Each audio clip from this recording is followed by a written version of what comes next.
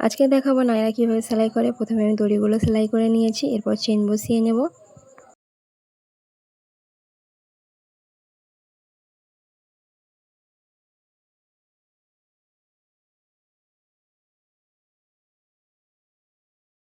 নায়রার সামনে যে পট্টিটা হয় লেস দিয়ে সেটা বসিয়ে নেব। উল্টো দিকে বসিয়ে উল্টোভাবে সোজা দিকে চাপ সেলাই দিয়ে নেব, নিয়ে লেস বসিয়ে নেব।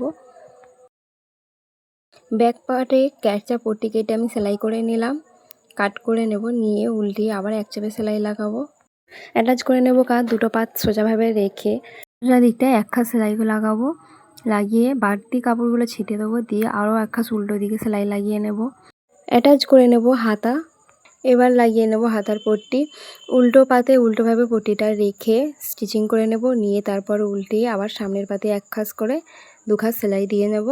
উপরের ফাঁকটা সোজাভাবে রেখে কুচির পাতটা উল্টোভাবে রেখে 1/2 ইঞ্চি বা 1 ইঞ্চি ভিতরে ফোল্ড করতে করতে কুচি ফেলে সেলাই করে নেব।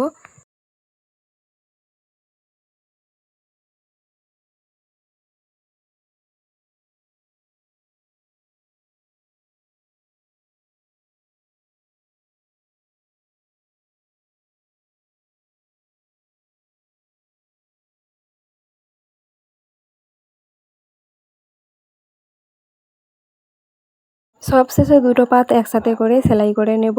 কোমরের কাছে দড়িটা দিয়ে নিয়েছি আমি ভিতর থেকে। আমার ভিডিও যদি তোমাদের ভালো লেগে থাকে তাহলে প্রোফাইলটি অবশ্যই সাবস্ক্রাইব করে যাবেন। নিজেদের প্রয়োজনে ভিডিওটি সেভ করে নিও।